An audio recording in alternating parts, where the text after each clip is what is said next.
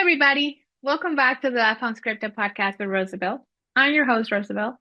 I'm a nurse practitioner, author of The Courage to Succeed, a True American Dream, and your companion on this journey through real conversations about purpose, wellness, and the courage to grow. Today's guest is truly extraordinary. He's a scientist, an innovator, a rescuer, a performer, a man on a mission to change the way we treat pain, disease, and trauma. So please welcome Bob Ross. Hello, it's my pleasure to be on. And wow, that introduction, I'm gonna have to try and live up to that. That's awesome. Well, I haven't even finished yet. Oh, Bob, see, Bob holds a pending PhD in medical physics. He has worked alongside elite institutions. He received both presidential and congressional honors. Is that right? yeah. You have helped develop game-changing cancer therapies. And you even brought a man back from the dead. Yes, you heard Yes. right. Very Yes. exciting. And he's also the author of The Hidden Secret of Healing, to Healing, right? Yes. And so what we're about to do here is we're going to explore his life, his discoveries, and the unconventional wisdom that just might change yours. How about that? Welcome back again. Awesome. That sounds good. I'm all in. All right. So why don't we begin, or why don't we start at the beginning? So you had a 4.0 in physics and were accepted to a top-tier doctoral program at Harvard. What drew you away from the lab into the realm of healing and clinical medicine? I want to know that. Absolutely. First, if I can kind of go back, I grew up in a wonderful family, wonderful Christian loving family. My mom was a professional musician, played multiple instruments, beautiful singing voice, had perfect pitch. So I played trumpet, guitar, and piano growing up, and I'd be in the living room playing the piano. She'd be in the kitchen. Bob, should have been a C sharp. But my dad, and you're going to find this something, my dad was a mortician. Oh, wow. His dad was a mortician. It was a family business. I was the oldest boy. I was supposed to be an undertaker. And yet I went into medicine. So according to my father, son, you've gone to the dark side. In fact, when I got a big award from the fire department, my dad put his arm around me and said, son, your mother and I are so proud of you and all the life-saving awards you've won. But son, you're bad for business. Daddy, oh, that's the best compliment you could ever give me. I love it. Oh, and one quick story. Oh, One yes. quick story. So, of course, I grew up in a mortuary helping my dad, and I go on calls with him, and I was excited when I was 16 because I could finally drive the limousine and pick up the family and go on the police processional to the cemetery, and I finally got to do my first solo pickup because people pass away in the hospital, nursing homes, in homes. If the coroner's willing to sign that they don't have to be taken out until we get there. And so I was very excited, 16 years old. So I get to Providence Hospital. I'm told the patient's on the fourth floor. So I go to the fourth floor and check in with the nurses station. And they say, oh, he's still in 423. Oh, he hasn't been taken out to the morgue? No, no, he's still in 420. Oh, good. Because it's, 1:30 in the morning. This is my first solo run. So I walk in and he's on the bed and his wife's at the foot of the bed and she's sobbing. And we have like an ambulance gurney. So I put it in and I said to her, I'm Bob Ross from Ross Hollywood Chapel. I'm so sorry for your loss. So I put the gurney next to the bed and I picked him up and pulled him on the gurney. And when I did that, he went, oh, I about peed in my pants. Her head pops up. She says, who'd you say you're with? Uh, Ross Hollywood Chapel. The mortuary? Yes. He's not dead. The guy in that bed was dead. They just took him out 5 minutes ago. I said, well, maybe this isn't the career for me. Anyway, so when I went to college, I actually started as a double major in music and physics. And I found out the first week that they both required, starting from day one, so it'd be a 6-year process. So I had to pick one or the other. So I got a degree in physics with a specialty in nuclear physics. And I found out about the field of medical physics because I always loved medicine. Even I was like 6 years old, had a little siren on my bicycle right around the neighborhood, bandaging people up, even if they didn't need it. So I always had that love.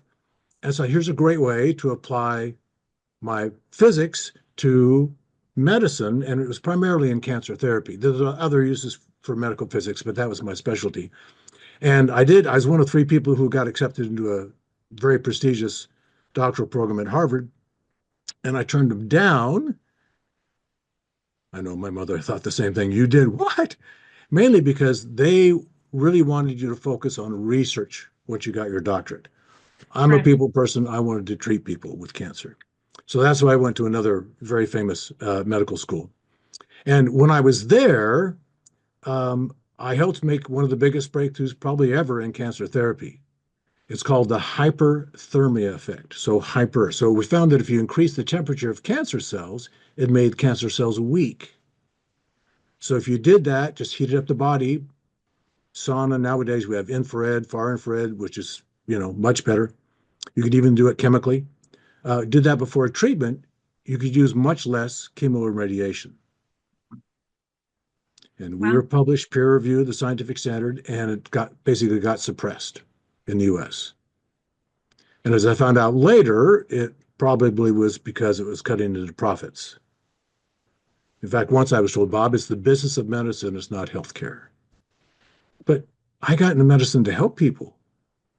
I was nauseous. I was so disillusioned and so sad. And I found other things in when I was there that in nature that helped cut up blood flows to tumors. And I said, oh, when are we going to start using this? Well, never. But there are no side effects. But it's from nature. We can't patent it. Yes. And that, well, unfortunately, you know that reality as well. I actually spent 11 years in school. I finished my internship and I walked away from the field of traditional cancer therapy.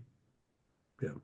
That's why I went into emergency medicine. I actually signed up with the Pasadena Fire Department. They had an EMS reserve program, which was great because that means I volunteer. I don't get paid, but it gives me the flexibility because I was playing trumpet professionally, doing stand-up comedy and voiceover work and traveling and touring. That gave me that flexibility. So it was like a win-win.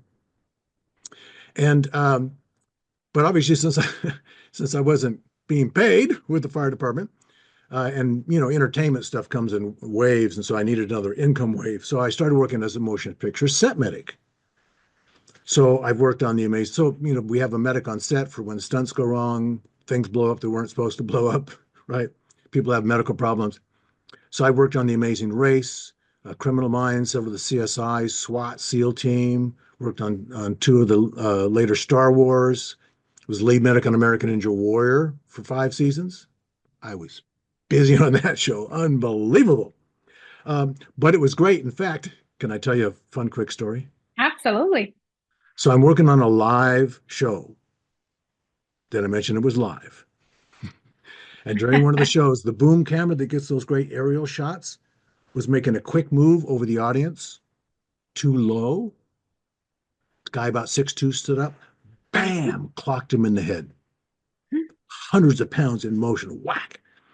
So I get to the guy's on the ground, just, dazed and blood dripping from his head. So I tried to stop his bleeding and stabilize him. And I hear my earpiece from the director, Bob Medic, keep your head down. We can see you on camera. What? We're still live? We haven't cut to commercial? We're still live. Keep your head down. Wow. So I'm literally laying on my belly on the ground trying to help this guy. In about 10 seconds later, I hear from the director again, Bob Medic, tell the guy to quit moaning. We can hear him on audio. Tell him to shut up. Sir, we just whacked you in the head, but zip it. Welcome to Hollywood. Isn't that crazy? Yes. Yes. One of the most challenging shows I worked on, movies I worked on, was Jackass 4. I don't know if you're familiar with the Jackass series. Really nice guys, but they want to get hurt. That's the whole premise. Yes, I remember that one. Yes. So that was very challenging. Really nice guys, but oh man, it was nonstop My, cutting my gloves. question is, are they still alive?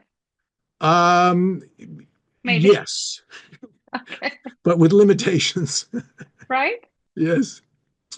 So, Whew. um, but over the years, I noticed that, well, actually, friends of mine noticed that I was self-sabotaging success. So I'd have wonderful things just dropped in opportunities, financial opportunities dropped into my lap, and all of a sudden something weird would happen. And they were seeing me, well, Bob, you did that. You made that happen. No, I wanted to be successful. So I was really focused on why I would self-sabotage. And I forgot to mention that, well, actually, when I was at the medical school program, I Hmm. was diagnosed with a brain tumor. Wow. And it was quite intense and a very difficult case. And they had experts working on. And looking back, I realized I don't think anybody ever asked me or talked to me about the possible cause. I think I even brought it up. Well, we're focused on what we have right here, but we got to get to the cause, right? And fortunately, I'm doing well. Thank you very much. Everything's great. Um, but that's true in medicine in general. Our focus nowadays seems to be treating symptoms as opposed to finding the cause of that. So Yes. that's what made me think, well, wait a minute, there has to be a cause for me self-sabotaging my success. And it always is from the past, usually from childhood trauma. Right? So I actually invented a brain technique that can resolve that trauma and reprogram the subconscious part of the mind. That's where our beliefs are to not. In fact, the key was my brain didn't think it was safe to be successful, which logically doesn't make any sense at all, especially not to me. No, I want to be. But if the brain, your subconscious mind doesn't think it's safe, you will self-sabotage. So Yes. even shows like Biggest Loser that I worked on, the one thing I wish they had done, they didn't know about this, so it's not a criticism to them, was when I got to know these people, almost all of them had unresolved emotional trauma. And that's why I call it comfort food.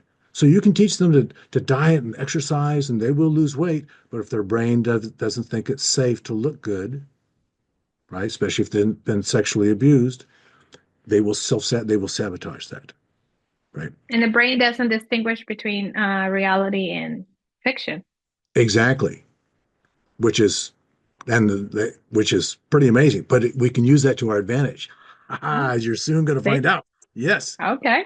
So I come from a line of well, I think there are like 140 patents in my family line. My grandfather is a famous research chemist, and so I get all these wonderful ideas all the time, and that's how I got the download about developing this brain technique and understanding how the mind works.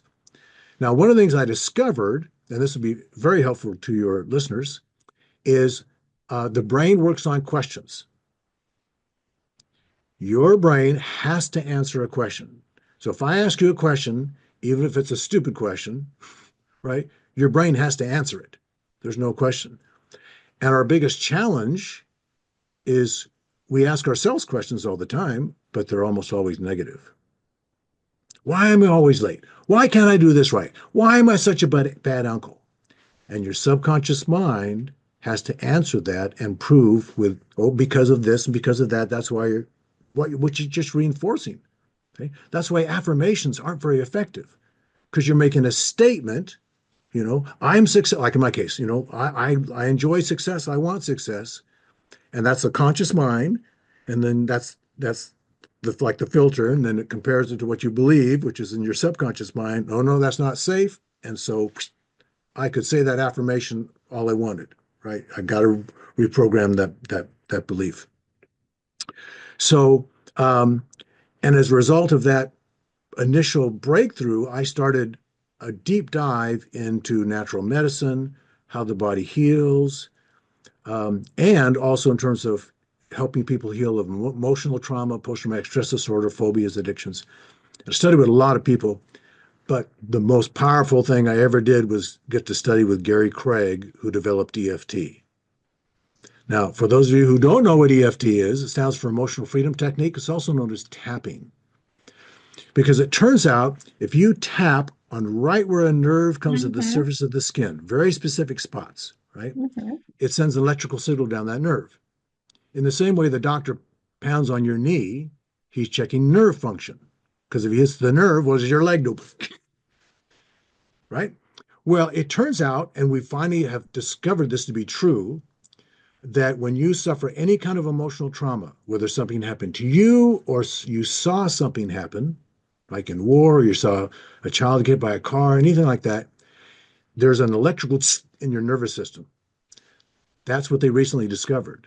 We've known for a long time that that results in electrical disturbance in your nervous system.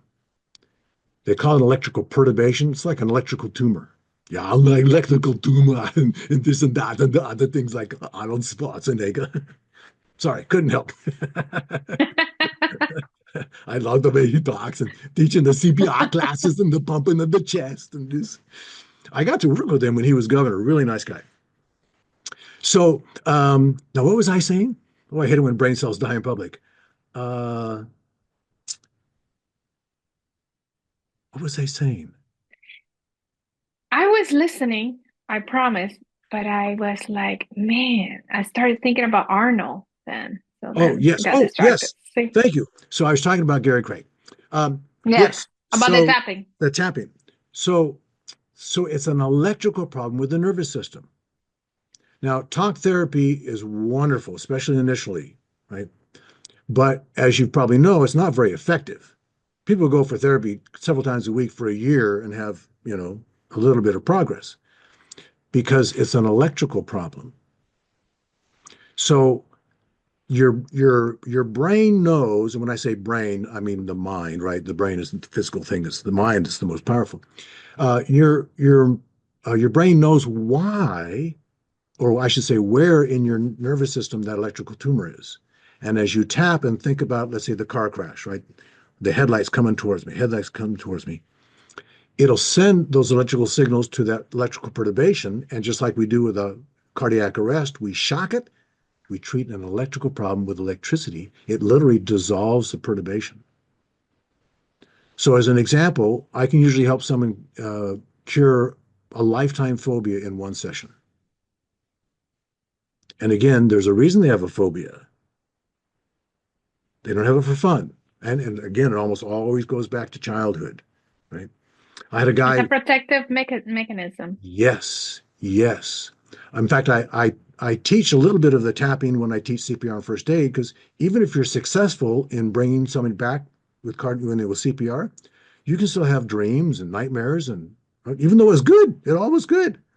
So um, one of the gentlemen pulled me aside after the class and he said, "Hey, does that work for phobias?" And I said, "Yeah." I said, "Well, I found a phobia of dogs for 40 years, and my sister's getting married. I want to go see her, but she's got a big dog, and I don't know what I'm going to do. I jump on a car when I see even a little dog." And I'm thinking to myself, "Oh, really? Do you know why? Do you have anything from your childhood?" No, nothing. One of the great things about EFT is that it often triggers and reveals the cause. So we just tapping on the fear of dogs. I just had him imagine a dog, and he was like a 9 out of 10, freaking out. And in like 6, 7 minutes, he goes, "Oh!" I go, "Oh, we got him." "What?" He says, "Well, when I was about 6 years old, I was riding my bicycle, and this dog was foaming from the mouth, was chasing after me, trying to bite me at the legs." "Well, no wonder you have a fear of dogs. That trauma has been in your nervous system since you were 6 years old." So obviously, we stopped working about the fear of dogs and go to that trauma. And we got that from a 9 down to a 0. He closed his eyes, remembered the event. He couldn't even get upset, right? He went to see his sister. The dog ran to the door. He was calm as could be. She said, "Let's go to the dog park." He went, "What?" He went to the dog park. He was calm as could be. Hey, I saw him recently. It's been 4 years. He now has adopted a dog. Wow. Unbelievable. And Yeah. I will send you a link to a YouTube video that I did that is my training. Um, I have a real gift, and especially of understanding how this is working. There's interpretations of EFT tapping that's really bizarre. but and people have a hard time. Well, that's just woo woo, So this is actually how God designed our body to work and to heal. That's why it's so powerful. Um, so, oh, another really cool story. I invented a technique that takes headaches away in about 30 seconds based on eye movement. And a Yes. woman sent me an email and said, "Hey, Bob, does that work for migraines?" I Well, said, I said, yes, but you have to get it as the migraine first starts to set in, because once it sets in, it's like a claw. Now, EFT can actually be very effective for migraines. But I asked her, I said, well, why do you have migraines? Oh, they don't know. Really? They can't find anything wrong with me. Really? So she was up in Seattle. So I sent her an email of the spots we were going to tap on and called her on the phone. And I get a lot of intuitive hits. So intuition. So, like medically, on duty and off duty with the fire department, I'll literally hear go to a very specific spot at a certain time to save somebody who might have died otherwise. Happens all the time. I love it. Same when I'm working with somebody who has some sort of trauma. Sometimes it'll pop to them, and sometimes it'll pop to me. So again, we're just tapping on what was present. So the light sensitivity, how the pain felt, um, the nausea, all that stuff that goes along with the migraine. And all of a sudden I heard 14, 14. Hey, Mary, what happened? That's not her real name, of course. What happened when you were 14? And she just started to bawl. I said, I'm sorry I made you upset. What happened? Well, my mom got remarried and my stepdad started sexually abusing me. Oh, Mary, I'm so sorry. Mary, out of curiosity, when did your migraine start? When I was 14. Oh. And Mary, how did the migraines play into the abuse? That's what you wait for, that aha moment. And she said, the only time you wouldn't abuse me is when I had a migraine.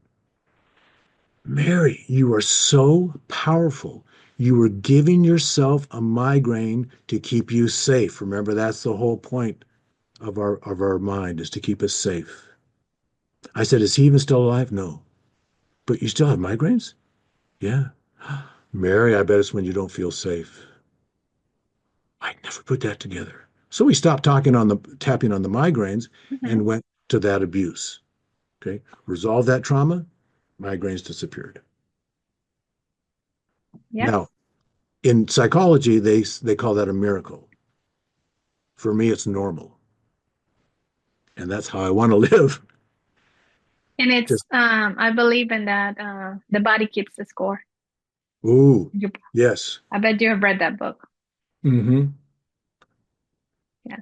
Well, one of the terms they're using for that is cellular memory, right? So, as early, you mentioned age 14, I learned the term somatization. Hmm. Somatization. That it has to come one way or the other. And it comes expressed and physical symptoms, you name it. It has to, yeah, it's some sort of an energy that it's created. Right. There's trauma energy and it has to come out one Yep. way or the other. And that's why sometimes symptoms can be quite the gift, Yes. right? I And bet in neurology we see all these FNDs, the functional, all this functional. Mhm. We check for everything. We cannot find anything, and we have a pretty good idea. Okay, this is psychological. Somehow Yeah, we don't know exactly, yeah, but this is got to be psychological because it's a very very real for those people. And I try to be very very understanding when I have patients like that come to me good, because I want to let them know that I know that it's not just in their head, that right. they're not necessarily crazy. Yes, something is very real to them. May not show up in our tests and everything, but it is real for them. Yes, absolutely. Yep, yep. So when I was treating cancer patients, I realized as I got to know them that probably 85% had unresolved emotional trauma. Yes.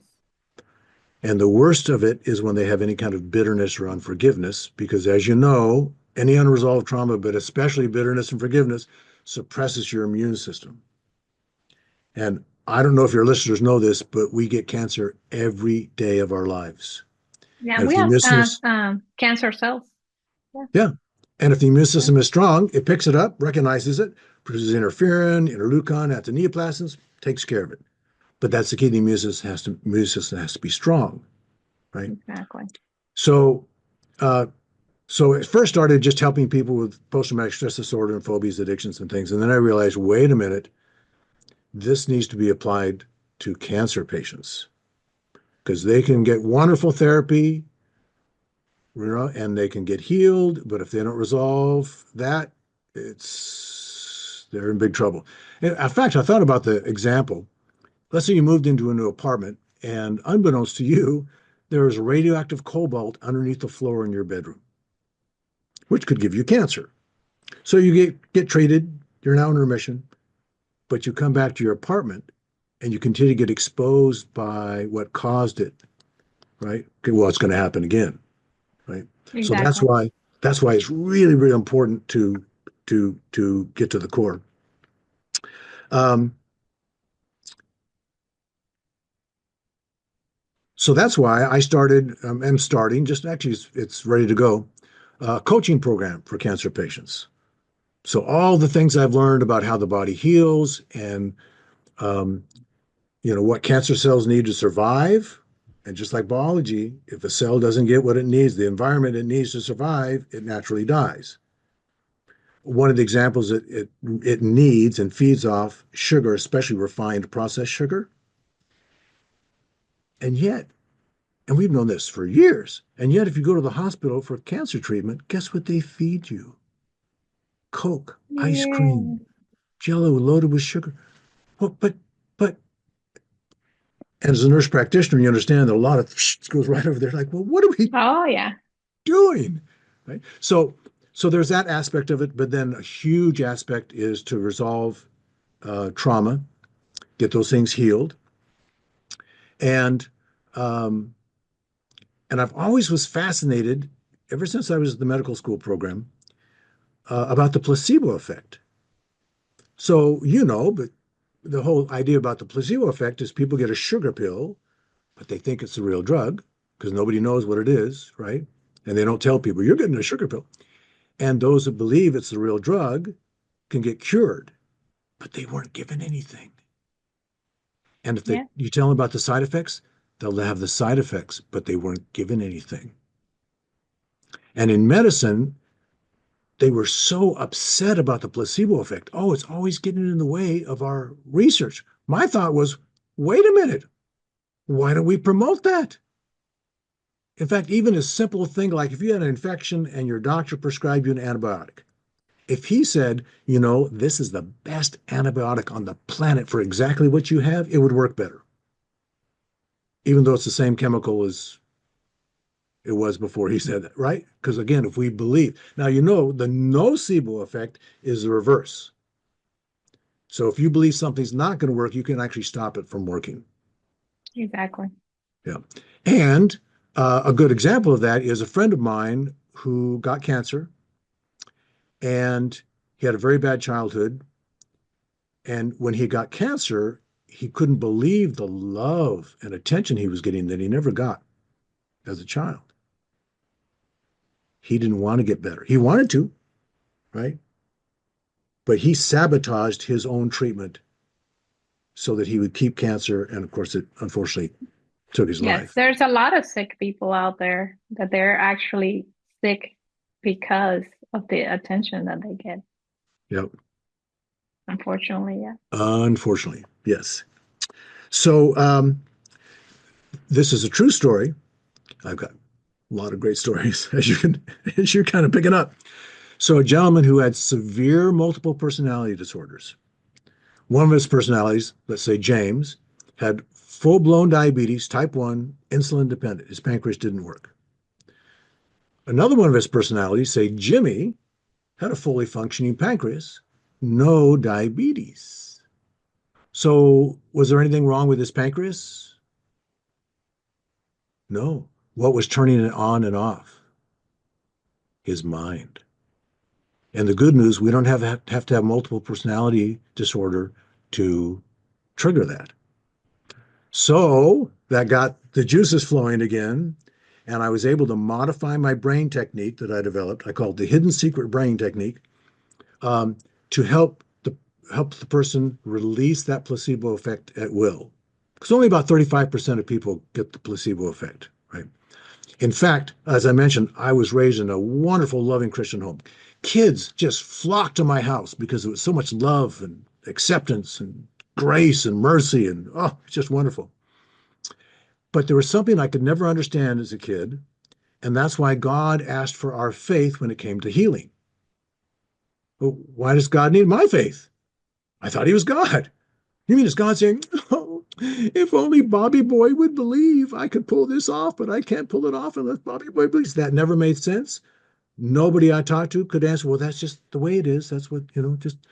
And then all of a sudden, I got the insight that that's the placebo effect. The people that get the placebo effect are the ones that believe, they had the faith that the Right. pill was the Because real pill. God doesn't need, it's not for him, it's for us. Exactly. And then what that meant was, oh, wait a minute. So God has already put that miraculous healing ability into our mind. We see it in our bodies all the time. You cut yourself, it automatically heals, right? You burn, it heals, all these things. But even miraculous healing, that ability is already in there. It's already like the water in a pipe. And faith is what turns on the spigot and releases it. So the possibilities obviously are mind-boggling. The fact is, I've got a whole book. It's like this thick on spontaneous remissions, people that got healed of cancer, all different types, every single type of cancer with no treatment at all. So the mind obviously has that ability. It can turn off, it can shut down cancer cells, it can do, all sorts of wonderful things. So that's what I'm very excited about. I was reminded even today of something my dad would say, son, tough things happen in life, and they'll either make you bitter or better, and the choice is yours. Indeed. So, so powerful. In fact, what I've learned even in life is if I just wallow in it, then I can't move forward. If I stop and think, okay, how can this benefit me? What can I learn that's going to benefit me going forward? I had things happen in the PhD program that were horrendous to me. I was just terrible things, and yet they turned out to be awesome because, again, I just had that attitude of I'm not denying that it's bad. Okay, and even in business, right? If something bad happens, okay, it's 10% focus on what's bad, and 90% on how do we fix it? How do we make sure that doesn't happen again? Improve all that kind of stuff. Yeah, perspective. Yep, yep. A So good one. needless to say, I'm very excited. But can I tell you something that I have never said publicly on a podcast before? Okay, I'll take that as a yes. Yes. So I came across um, research of a German cancer specialist who noticed the exact same thing that I did, that probably 85% of his patients had unresolved emotional trauma. And but he took it to the next step of, so we know that the emotional trauma can suppress the immune system, but what if the emotional trauma can actually cause the cancer? Well, that's interesting. So he looked strictly at the biological response. So as an example, if you were to sprain your ankle, what happens to your ankle? It swells up, you get So, inflammation. yes. The biological reason for that is that rushes blood and oxygen, which helps it heal faster. And when it heals, what happens to the inflammation? It goes away. It goes away. Do we have to do anything? Do we have to stop that inflammation? No, the body says, okay, I don't need that biological function anymore, and reverses it.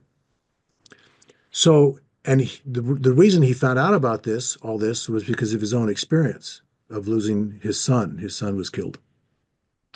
So it turns out, with that kind of loss for a man, the biological response is for the testosterone to go through the roof.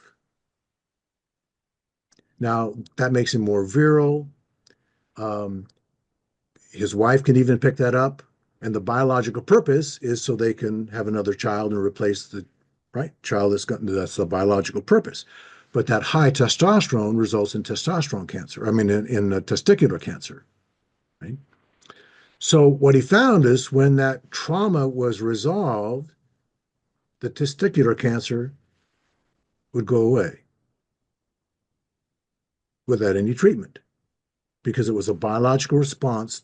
And once that was resolved, just like with inflammation, it could go away. I go, wait a minute. Now I'm really getting excited. And he discovered, and I think it was 50,000 patients he worked with this. And he was just like me. It got suppressed.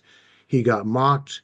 He got, it was just terrible because it came against the established, medical doctrine and all that. One thing real quick. Uh, since we were published, I think that actually got taken down, but for my hyperthermia breakthrough, if you go anywhere in the world where it's not for profit, like Germany, East Asia, cancer clinics in Mexico, the first thing they'll do is heat your body up. So I'm actually famous, but nobody knows it's me. And that's okay. Yeah. Anyways, so what he discovered is if it took 3 months for you to resolve that emotional trauma, or in his case, to replace the missing child, right, which helps resolve that emotional trauma, it would take 3 months for your body to heal from the cancer. So for women that lose a child, they usually get breast cancer, which again, biologically makes sense. Um, so that's when my little brain said, wait a minute, maybe I can modify my brain technique even more so that it doesn't have to take the 6 months or the year or whatever that they suffered that emotional trauma for the body to heal. And that's what I've done. Very, very interesting. Very, very good. Yeah. Again, it's having the mind disconnect the connection, the biological connection between the trauma and what's going on, and then instructing the mind to speed up the process, which you can do. Again, those spontaneous healings, some of them happened, and even though people get prayed for can have a miraculous instant healing. Instant, right? So we know it's possible.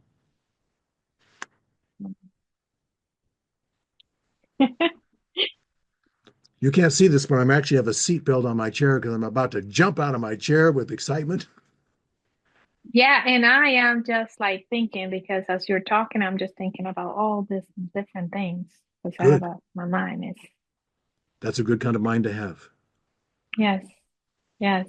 And I was gonna ask you, Yeah. one of the questions was gonna be like, what kind of message do you want to leave your our listeners with, especially those who might be stuck in the pain and doubting the power of healing? You have said a lot to it, but if you could just put it in one, something very tangible that they can perhaps remember. If they don't remember anything, what Yes. would that be? So uh, that YouTube video I did on EFT training, so it's just a Mhm. summarized like 8-minute training, but part of that is a 3-minute follow along. And the thing about the tapping, this is true even if you don't believe it's going to work.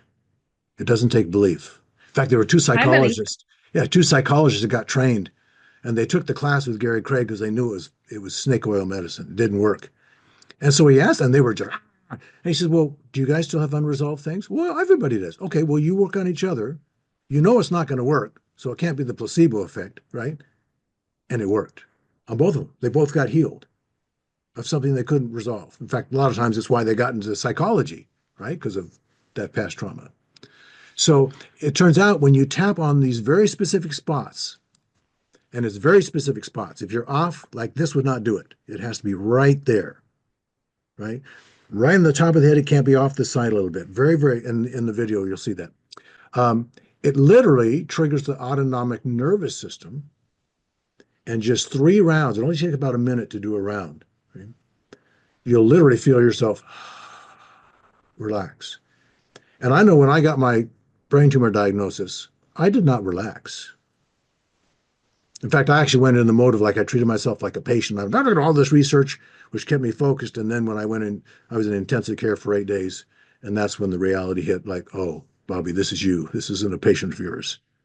And I was not relaxed, scared spitless.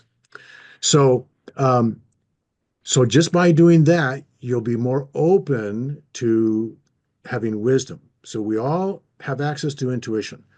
Now, women have an easier access to intuition than men do, but we all have access to it. And that's the key because that wisdom is is better than anything else. And people will get a gut feel like, ooh, I don't think I should take this treatment. Okay, well, pursue that. Okay, there's maybe a good reason why.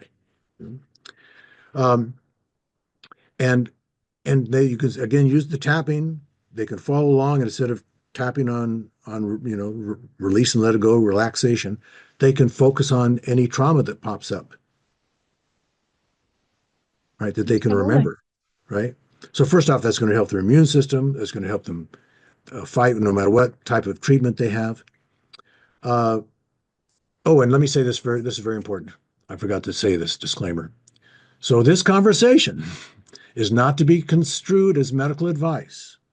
Always consult a healthcare professional prior to starting or changing any treatment program. Thank you. Yes. And it's true. And notice I said healthcare professional, not necessarily an MD. Now, I love MDs, but again, when I was in the medical school program, they weren't taught this stuff. And they only do what they're taught. That's not their fault, right?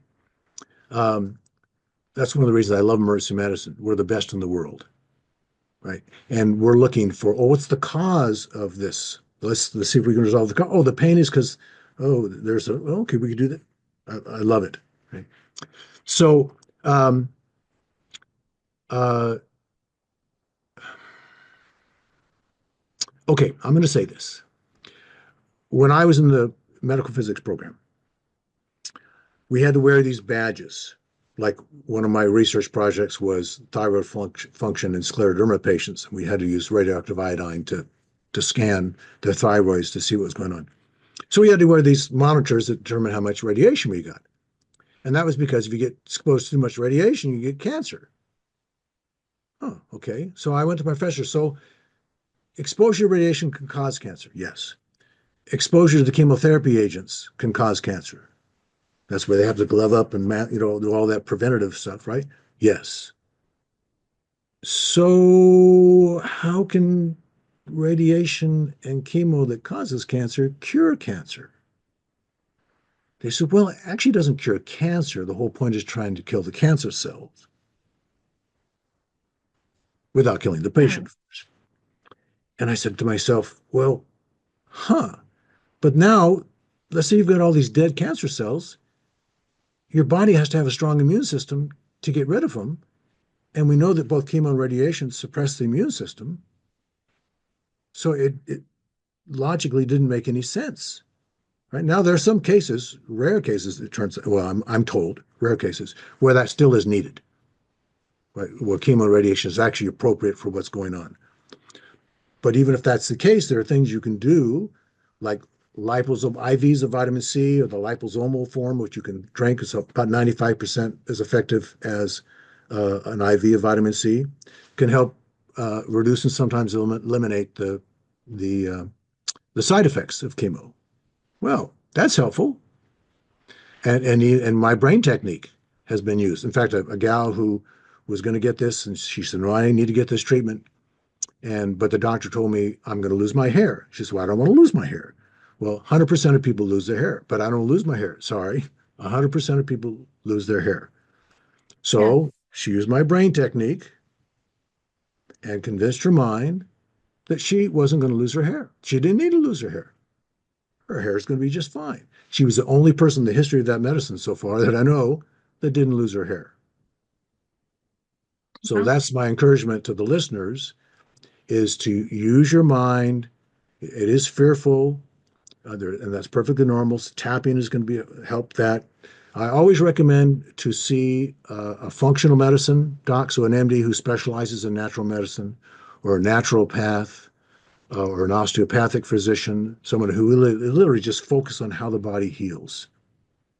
And we're always told to get a second opinion, right? Oh, we feel free to get a second opinion. Well, I Yeah, tell people, you talk to somebody, talk to a physician, get a second opinion from someone who specializes in natural medicine, and get into that relaxed state and just ask which is the best one for me.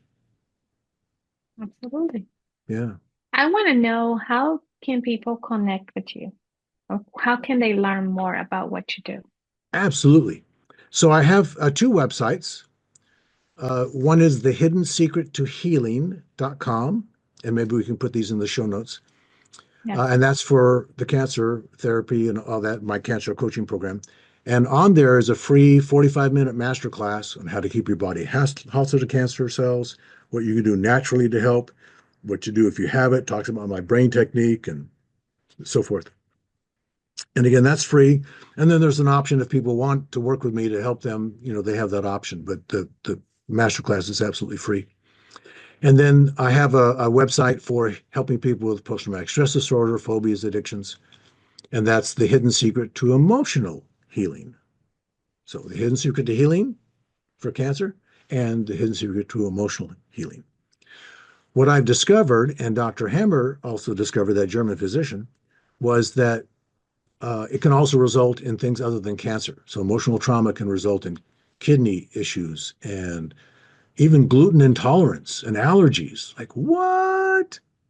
So if like a child was eating peanut butter at the same time their parents had this terrible fight and there were maybe physical violence, guess what they develop? An allergy to peanuts. They didn't have it before. It just suddenly appeared, and that's what he discovered. And again, when they resolved that emotional trauma, then the allergy actually went away. So it's always worth a try. Nothing to hurt, right? Plus, it's Yeah. great to resolve that emotional trauma. Yeah. I need to find out where my allergies from cat came from out of nowhere. Oh, you see? One day I was around cats, no issue. I mean, I felt, and then one day this one cat gave me anaphylaxis. Oh, anaphylaxis. So not just the sniffles, but Yeah, wow, 3 times wow. allergic to, but prior to that, I mean, so it's just like, so I started to wonder, and like, are these cats different?